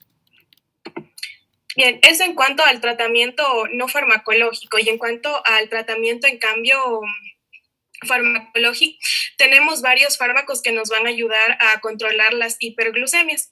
Entonces tenemos la insulina, tenemos la metformina, que es el de primera línea, tenemos las sulfonilureas, tenemos los inhibidores de la dipeptidilpeptidasa 4, las vitazonas, las glinidas, los inhibidores de las alfa-glucosidasas, los antagonistas del receptor del péptido análogo del glucagón tipo 1, y los inhibidores del transportador renal sodio glucosa tipo 2.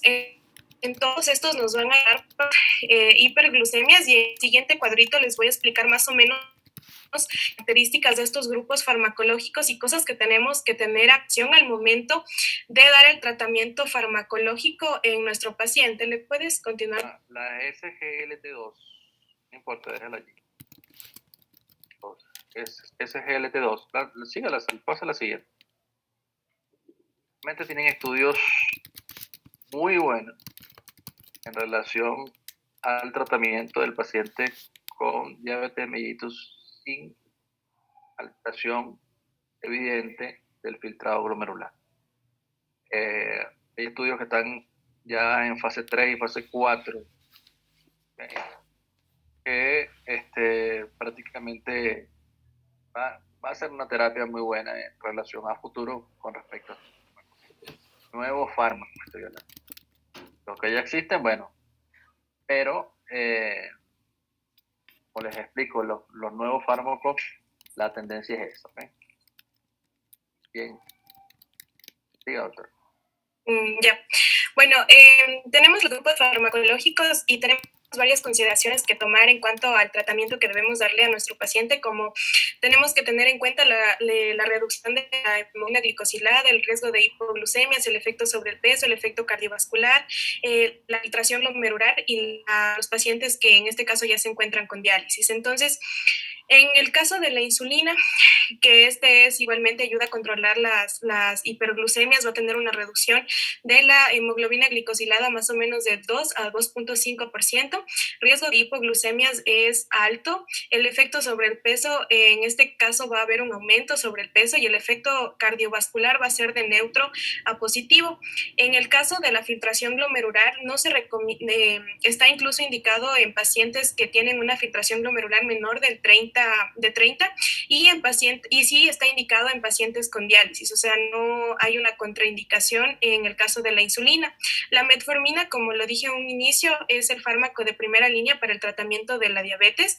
Entonces, esta va a tener una reducción de la hemoglobina glicosilada de 1 a 2%. El riesgo de hipoglucemias en este caso es bajo. El efecto sobre el peso es de neutro a reducción, importante para los pacientes que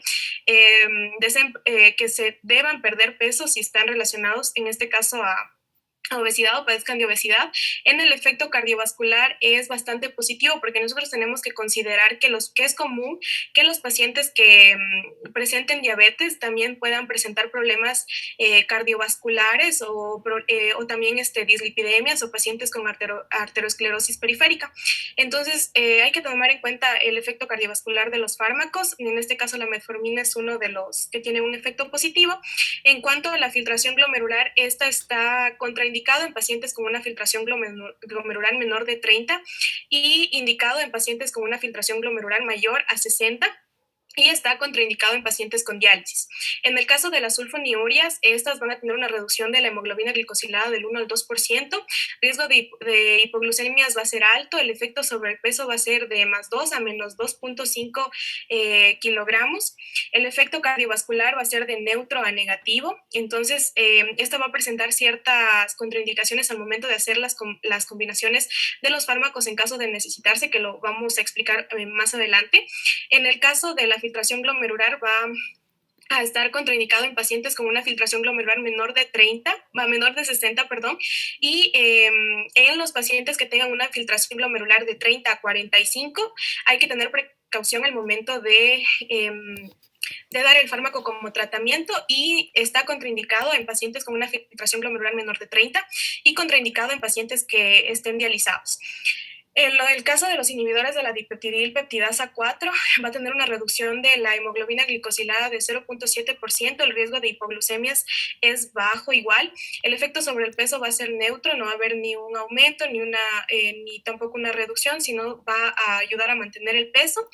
En el efecto cardiovascular igualmente va a ser neutro y este está indicado incluso en pacientes que tienen una filtración glomerular menor de 30 y en diálisis no está recomendado, pero sí lo pueden tomar los pacientes, pero no se recomienda, o sea, es con precaución que se lo debe dar al fármaco. En el caso de las glitazonas, van a tener una reducción de la hemoglobina glicosilada de 0.5 a 1.5%, el riesgo de hipoglucemias va a ser bajo, el efecto sobre el peso va a ser de +2 -4 kilos, el efecto cardiovascular neutro, y este va a estar indicado en pacientes con una filtración glomerular mayor a 60 y va a estar hay que tener precaución al momento de dirigir ese tratamiento a los pacientes que tengan una filtración glomerular menor de 60 y está contraindicado en pacientes con diálisis. En el caso de las glinidas, va a tener una reducción de la hemoglobina glicosilada de 0.5 a 1.5%, riesgo de hipoglucemias bajo. En el efecto sobre el peso va a tener +1 -2.5 kilogramos, el efecto cardiovascular neutro.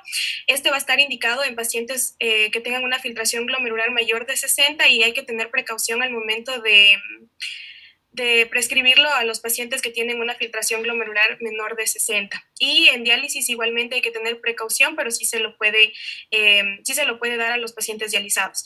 En el caso de los inhibidores de las alfa-glucosidasas va a haber una reducción del 0.5 al 1% en la hemoglobina glicosilada, el riesgo de hipoglucemias va a ser bajo, el efecto sobre el peso va a ser reductor de -1 kilo, el efecto cardiovascular va a ser neutro positivo, está indicado en pacientes con una filtración glomerular mayor a 60 y hay que tener precaución en los pacientes que tengan una filtración glomerular menor de 60 y está contraindicado en los pacientes dializados. Los antagonistas del receptor del péptido análogo del glucagón tipo 1, en cambio, va a tener una reducción de la hemoglobina glicosilada de 0.5 a 1%, el riesgo de hipoglucemias va a ser bajo, el efecto sobre el peso va a ser reductivo hasta de 3 kilos, efecto cardiovascular de neutro positivo, está indicado en los pacientes que tienen una filtración glomerular mayor a 70 y no se recomienda en los pacientes que tienen una filtración glomerular de menor a 15 y entre los pacientes de una filtración glomerular de 15 a 60 hay que tener precaución y en la diálisis no se recomienda. En los pacientes, en el caso de los inhibidores del cotransportador renal sodio-glucosa tipo 2, va a haber una reducción de 0.5 a 1%. El riesgo de la hemoglobina glicosilada, el riesgo de hipoglucemias va a ser bajo, el efecto sobre el peso va a ser de reducción de -2 hasta -3 kilogramos.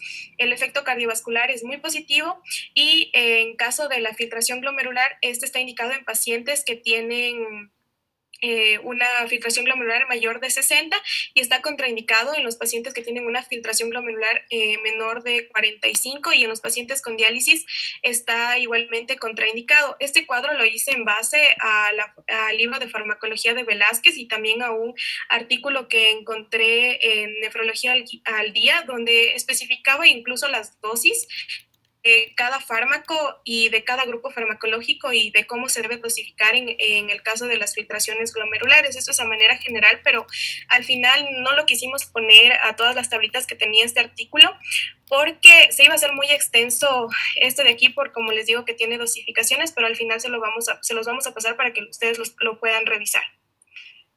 Ese cuadrito que está allí, que está muy bueno. ¿Okay? Hay que aprender. No por salir del paso en un examen, simplemente para que lo tengan en cuenta de que hay fármacos que yo puedo usar para controlar diabetes en un paciente siempre y cuando tenga un filtrado glomerular adecuado. ¿Okay? La tendencia, si se ponen a ver allí, que por debajo de los 30 ml minutos de filtrado glomerular, el uso debe ser insulina. Preferiblemente insulina lenta, ¿ok? O sea, son lentas. Sigamos. Bien. Bueno, de ahí tenemos este algoritmo que nos ayuda a nosotros a dar tratamiento a los pacientes con diagnóstico ya de diabetes mellitus. Entonces, en este caso, primero, como les he venido diciendo, la metformina es el tratamiento de primera línea y el de elección para los pacientes, más la modificación del estilo de vida. Si existe alguna contraindicación o intolerancia a este medicamento, ahí se debe valorar el uso de sulfonilureas, el uso de los inhibidores de la dipeptidil peptidasa 4, las glitazonas, glinidas, inhibidores de las alfa-glucosidasas y antagonistas del receptor del péptido análogo del glucagón tipo 1. Entonces, cuando se da este tratamiento ya, después de 3 meses, nosotros debemos realizar el examen de glucosa plasmática en ayunas y también de hemoglobina glicosilada para saber cómo está nuestro paciente. Entonces, si nuestro paciente presenta unos valores de hemoglobina glicosilada menor a 7% y de glucosa plasmática en ayunas menor a 130%, entonces simplemente continuamos con la modificación de estilo de vida, pues, vigilamos la adherencia al tratamiento y seguimos con la hemoglobina el control de la hemoglobina glicosilada cada 6 meses. En el caso de que nuestro paciente presente valores mayores a los mencionados, debemos aumentar 1 o 2 de los siguientes fármacos. Se debe seguir con las modificaciones en el estilo de vida, se debe seguir con la metformina y se debe aumentar 1 o 2 de los siguientes fármacos, que es las sulfonilureas, las glinidas, los inhibidores de la tiroxipeptidasa 4, las glitazonas, la insulina basal, los antagonistas del receptor del péptido análogo del glucagón tipo 1 y los inhibidores de las alfa-glucosidasas. Si después de aumentar 1 o 2 fármacos de estos, que ya lo vamos a ver más adelante cómo podemos hacer estas combinaciones, y nuestro paciente sigue presentando valores mayores a los indicados, debe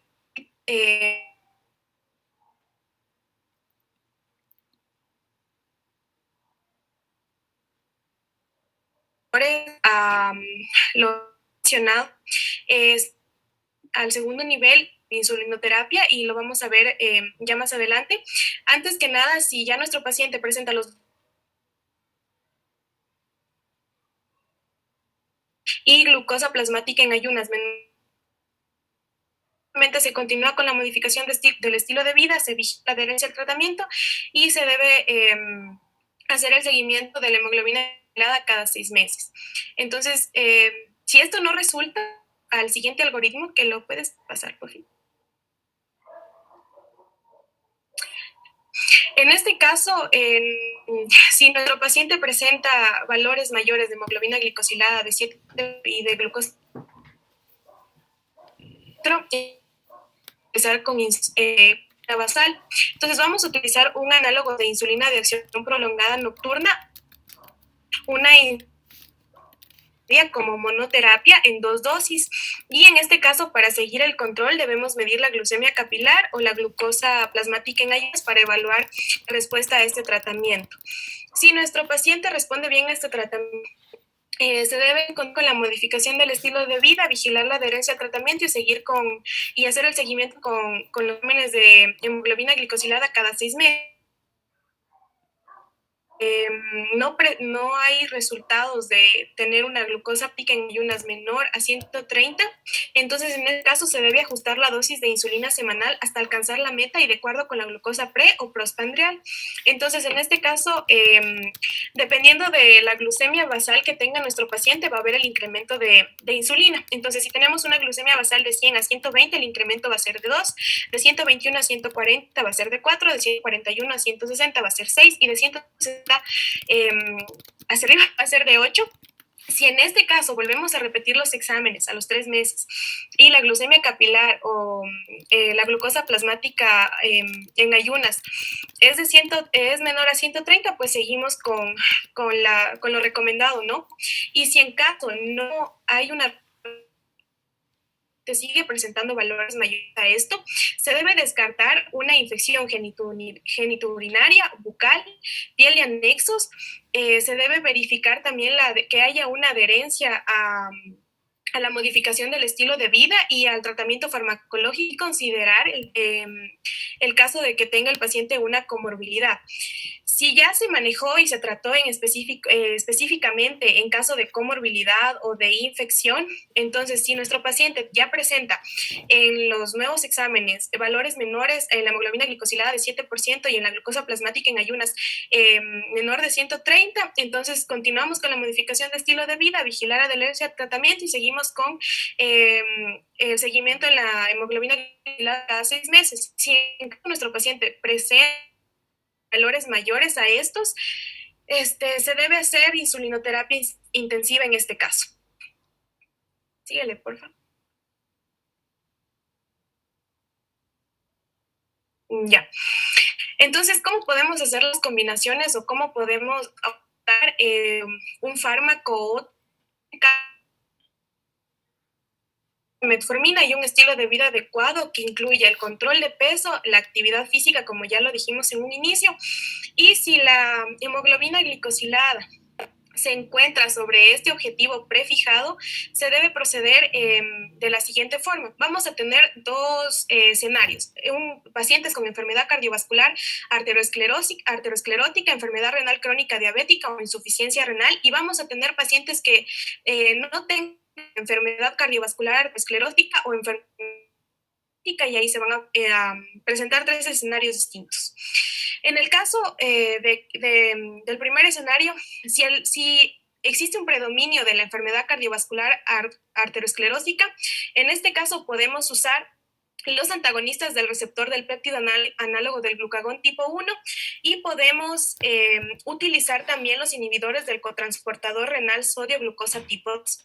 Entonces, estos de aquí son recomendados. ¿Por qué? Porque está comprobado que tienen un efecto cardioprotector.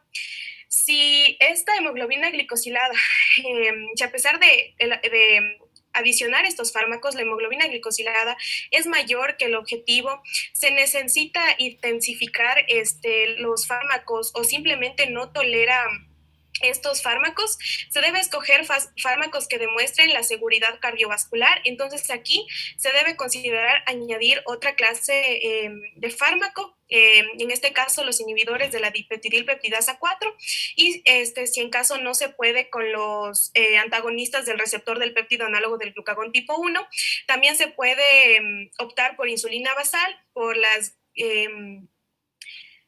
glitazonas y también por las sulfonilureas. Si nuestro paciente presenta, en cambio, predominio de insuficiencia cardíaca o enfermedad renal crónica diabética, aquí preferiblemente se debe utilizar los inhibidores del cotransportador renal sodio-glucosa tipo 2. Si no tolera estos fármacos o están contraindicados o el filtrado glomerular no es el adecuado, como les mencionaba en la primera tablita que vimos, entonces aquí se debe evitar si el objetivo de la hemoglobina glicosilada sigue siendo mayor y no llegamos a controlar las hiperglucemias, se debe evitar a toda costa, en este caso, las glitazonas por la insuficiencia cardíaca en especial, y se debe escoger los fármacos con seguridad demostrada cardiovascular. Entonces, aquí se debe escoger nuevamente, podemos usar los inhibidores del dipeptidil peptidasa 4, la insulina basal y la sulfonilurea. En el otro caso, que nuestro paciente no presente una enfermedad cardiovascular arteriosclerótica o una enfermedad renal crónica diabética, entonces tenemos la necesidad de controlar la hipoglucemia.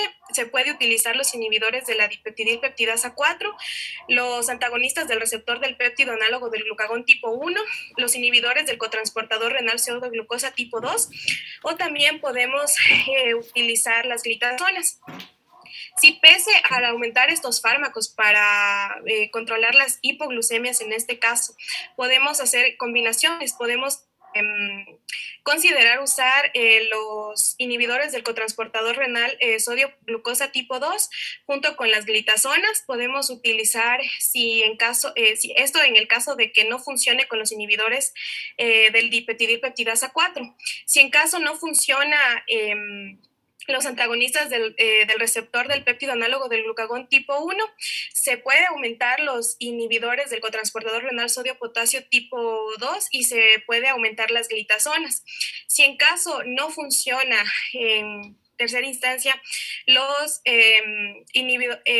inhibidores del cotransportador renal sodio-glucosa tipo 2, podemos optar o aumentar los antagonistas del receptor del péptido análogo del glucagón tipo 1 o los inhibidores del dipeptidil peptidasa 4 o en este caso las glitazonas. Si no nos funcionan las glitazonas por sí solas, podemos aumentar o combinar con los inhibidores del cotransportador renal sodio-glucosa tipo 2, con los inhibidores de la dipeptidil peptidasa 4 y los antagonistas del receptor del péptido análogo del glucagón tipo 1. Si pese a esto no vemos un resultado en cuanto al control de la hemoglobina glicosilada, el control de las hiperglucemias y las hipoglucemias siguen siendo un problema o un factor, debemos considerar añadir sulfonilureas o insulina basal, y en este caso debemos escoger las sulfonilureas que sean de última generación con bajo riesgo de hipoglucemia, y también en el caso de la insulina hacerlo con las que tengan bajo riesgo de hipoglucemia. En el caso de que exista la necesidad de controlar el peso de nuestro paciente, controlar el aumento de peso ver por la reducción del peso de nuestro paciente, los pacientes obesos sobre todo, entonces podemos utilizar los antagonistas del receptor del péptido análogo del glucagón tipo 1 y los inhibidores del cotransportador renal sodio-glucosa tipo 2. Si pese a esto la hemoglobina glicosilada sigue siendo mayor que el objetivo, podemos combinar estos fármacos, cambiar en el caso de si no funciona con los inhibidores de cotransportador renal sodio-glucosa tipo 2, cambiar a los antagonistas del receptor del péptido análogo del glucagón tipo 1 y viceversa. Y si en caso con triple terapia si el paciente no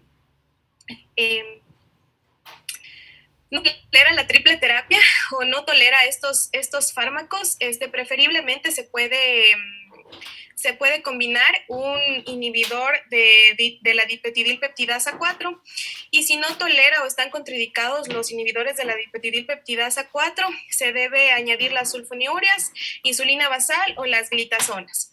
Y en el caso de que pase que el precio sea el mayor problema con los pacientes, porque hay que ser conscientes también en este sentido, porque el tratamiento para la diabetes, la metformina es uno de los medicamentos que es un poquito elevado el precio y no todas las personas lo pueden costear, ¿no? Entonces, si el precio es el mayor problema, se puede utilizar las sulfonilureas y se puede utilizar las glitazonas.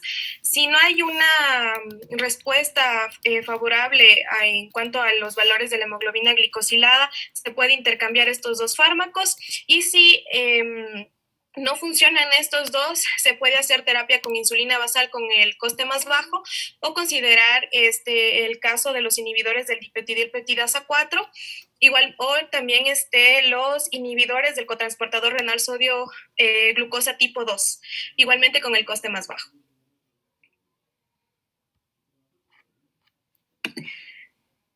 Bien, bueno, vamos con las recomendaciones de para el tratamiento con el paciente. Y bueno, primerito es que en el examen físico nosotros tenemos que tener en consideración la presión arterial, la frecuencia cardíaca, el peso, la talla. Debemos hacer el cálculo del índice de masa corporal. También debemos hacer revisar el estado nutricional del paciente, el perímetro de cintura, el examen clínico de los pies, la inspección, ver si es que hay trastornos de hidratación, callosidades, lesiones, signos de infección, porque como sabemos los pacientes con diabetes tienen problemas, tienen la mayor cantidad de problemas en cuanto a cicatrización. Entonces es importante reconocer este tipo de trastornos o este tipo de lesiones. También tenemos que hacer la palpación de los pulsos periféricos, el pedio tibial, tibial posterior, popliteo, femoral.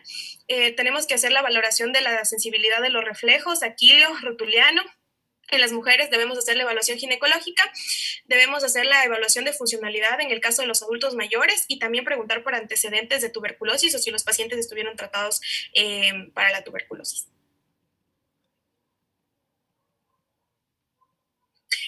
En cuanto a los exámenes de laboratorio y los otros exámenes que hay que realizar a los pacientes, tenemos primero la glucemia en ayunas, la hemoglobina glicosilada. Debemos también hacer un examen elemental y microscópico de orina, ácido úrico, una biometría hemática. Debemos revisar el perfil lipídico de nuestro paciente, colesterol total, los triglicéridos, el colesterol de alta densidad, también hacer el cálculo total de colesterol y también revisar los colesteroles de baja densidad, creatinina plasmática y cálculo del aclaramiento de creatinina, la tirotroponina, el aspartato aminotransferasa y la analina aminotransferasa. Aparte, los otros exámenes que debemos realizarle a nuestro paciente es el electrocardiograma y también el fondo de ojo. Para el cálculo de colesterol podemos utilizar, debemos tomar el valor del colesterol de baja densidad. Va a ser igual a el colesterol total menos el colesterol de alta densidad menos los triglicéridos sobre 5 y se debe realizar albuminuria en aquellos pacientes que presentan un hemo negativo en la detección de proteínas en orina y en caso de hemo positivo se debe realizar un urocultivo en la segunda consulta. Pueden seguir. Bien, este cuadrito nos va a ayudar bastante en el caso de la glucemia media y el porcentaje de la hemoglobina glicosilada. Entonces, más o menos vamos a tener aquí los valores de hemoglobina glicosilada y la glucemia media estimada. Entonces, este cuadrito simplemente para que lo puedan revisar. En una hemoglobina glicosilada de 5% vamos a tener una glucemia media estimada de 97, lo que está entre paréntesis. Esto nos va a dar el rango de glucemia media estimada. Por lo general, en este caso, digamos, del 5% es igual a 97 miligramos de litro, pero puede variar desde 76 hasta 120 miligramos de litro. Asimismo, con el porcentaje del 6%, que la glucemia media estimada 126, 100, 152, la estimada, el porcentaje de 7, 154, de 123 a 185, hemoglobina glicosilada de 8, de 183, 147, 217 el rango, hemoglobina glicosilada de 9, 212, 170 a 242 el rango, porcentaje de hemoglobina glicosilada de 10, 240, 123, 82 el rango, hemoglobina glicosilada de 11, 269, el rango de 217 a 214 y el porcentaje de hemoglobina glicosilada de 12, 298, el rango de 240 a 347. Bien, entonces En cuanto a las demás recomendaciones, pues como lo mencionamos en un inicio, el manejo interdisciplinario, ya que se debe contar en este caso con el registro del expediente que el paciente ha sido referido, ha sido evaluado por un equipo interdisciplinario para de esta forma recibir una atención integral. Donde el médico de primer contacto, en el caso de nosotros que vamos a estar en la rural, cumpla, además del rol de educador, tiene que referir al odontólogo, al nutricionista, al oftalmólogo, sobre todo al nutricionista para controlar la parte de la alimentación, el oftalmólogo por los exámenes que hay que realizar de fondo de ojo y al psicólogo porque el hecho de que un paciente que tiene diabetes tiene que cambiar muchas cosas en su vida para poder sobrellevar la enfermedad. Entonces es importante que tenga este apoyo. La valoración del riesgo cardiovascular, que se debe evaluar el riesgo cardiovascular en los pacientes diabéticos. Se lo puede hacer con la escala Predictor de riesgo cardiovascular de la Organización Mundial de la Salud. También debemos tener la educación en diabetes, que esto se recomienda la aplicación de las intervenciones educativas en pacientes con diabetes mellitus tipo 2 como parte de la base de la educación de esta enfermedad. Debe ser aplicada por el médico o por el personal capacitado para esta actividad, quien realiza el seguimiento del paciente, enfatizando sobre todo en la importancia en el apoyo para el automanejo del paciente y se recomienda que todo paciente con diabetes reciba esta educación y siga el curso básico de diabetes cada 3 meses con la inclusión de la red de apoyo y se debe utilizar un plan educativo declarado por escrito, coordinado por el equipo multidisciplinario y con el grupo de apoyo de pacientes crónicos. Se debe hacer la educación de hábitos saludables, se recomienda educar al paciente acerca de los beneficios de realizar actividad física continua, mantener buenos hábitos nutricionales, no fumar, reducir el consumo de alcohol, entre otros aspectos en cuanto a los hábitos saludables. Y el grupo de apoyo en pacientes crónicos, que se recomienda la creación de grupos de apoyo en pacientes crónicos para el primer, segundo nivel de atención en salud. Eso sería todo. Y vamos a realizar ahora unas preguntas para todos ustedes. Bien, digamos entonces, muy bien. Fíjense que desde el punto de vista farmacológico, usted tiene que tener en cuenta algo importante. Hemoglobina glicosilada de su paciente, el cuadrito. ¿A qué corresponde una hemoglobina glicosilada de 5 o de 6? Es el tope máximo. Bueno, uno habla de 6.5 para hablar de que es aceptable la glucosa de su paciente. ¿Ok? Eso, hemoglobina glicosilada. Si usted se pone a manejar o a controlar diabetes mellitus por valores parciales de glucosa, no lo estamos haciendo bien. ¿Okay? La hemoglobina glicosilada es el patrón estándar o guía para que usted pueda manejar su paciente desde el punto de vista farmacológico. Y por supuesto, el otro patrón o valor que usted tiene que tomar en cuenta es el filtrado glomerular. ¿Por qué? Porque hay fármacos que están permitidos en base a cierto filtrado glomerular y otros no. Y por supuesto, todo lo demás que hay que hacer, ¿no? Medir función renal, medir proteinuria en 24 horas y abrir el abanico de manejo multidisciplinario. ¿Sí? Endocrinología, cardiología, nefrología, medicina interna, en cierto modo son esos cuatro bases que nos ayudan a controlar a nuestro paciente. Sigamos con las preguntas. Bueno, para finalizar, unas sencillas preguntas para tenerlas siempre en cuenta. La primera pregunta sería, ¿cuál no es un síntoma de diabetes mellitus tipo 2? ¿Poliuria, aumento de peso, polifagia o polidipsia? ¿Alguien me puede responder, por favor? Aumento de peso, Julie. Ya, gracias. Bueno, sí, esta pregunta es muy sencilla y bueno, como si recordamos, los síntomas clásicos pues son todos estos, poliuria, polifagia, polidipsia. Bueno, una pregunta sería, ¿cuál es un factor de riesgo, para la diabetes mellitus tipo 2?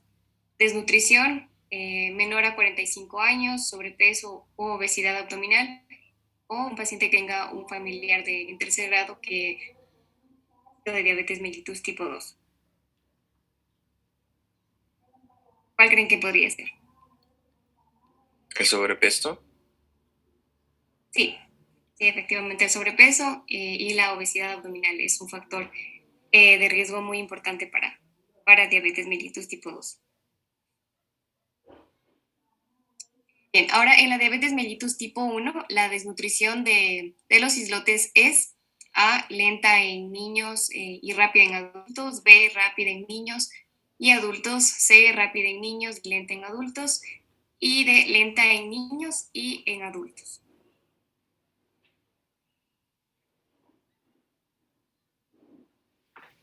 Es lenta en niños y rápida en adultos.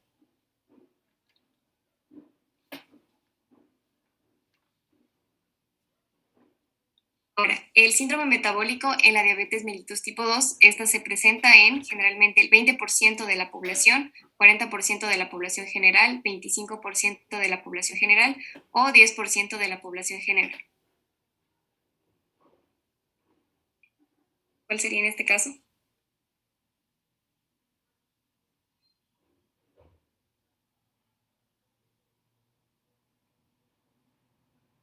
Bueno, en este caso, si recordamos... ¿Es la del 20? Sí, está relacionado con un 20, se relaciona con el 20% de la población en general.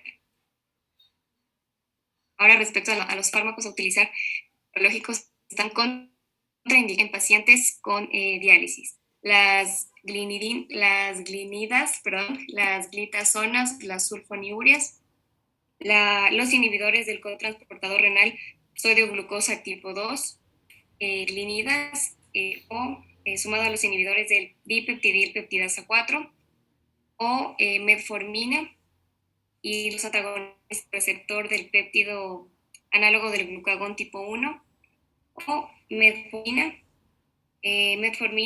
los inhibidores de la dipeptidil peptidasa 4 y las glitazonas. ¿Cuál de estos estaría contraindicado en pacientes con diálisis?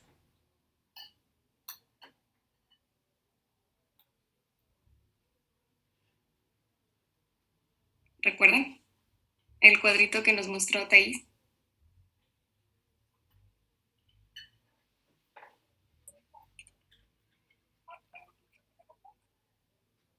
Bueno, hay que recordar que la metformina y los inhibidores de la dipeptidil peptidasa 4 y las glitazonas, estos fármacos están contraindicados en pacientes con diálisis. Ahora, en un paciente con un diagnóstico de diabetes mellitus tipo 2, ¿cuál es el tratamiento de primera línea? Modificación en el estilo de vida más metformina y de la dipeptidil peptidasa 4, solo sería modificación del estilo de vida más metformina y las glinidas y Sería la de la modificación del La de estilo la de vida. metformina.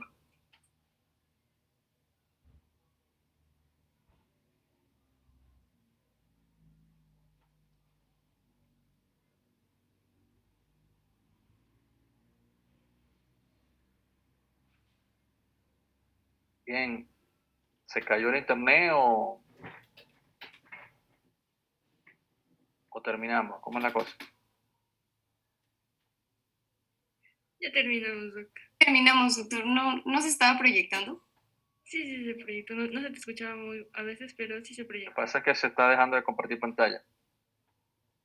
Sí, ahora sí ya lo dejé de compartir. Pensé que sí me estaban escuchando, fue un problema de mi internet. No, fue que se cortó así de igual, no hay problema. Bien, chicos, sé que los fármacos son muchos, son algo nuevo para ustedes. Pero recuérdense que ustedes también van a tener contacto con pacientes y pacientes con diabetes mellitus, sobre todo cuando estén en su rural, cuando estén haciendo su internado. Espero que pronto sea así y que nos veamos de este lado del río, ¿no? Pero tienen que aprenderse eso y tener en cuenta siempre lo que les dije. Valores de hemoglobina glicosilada, función renal. Eso es para tratar desde el punto de vista farmacológico.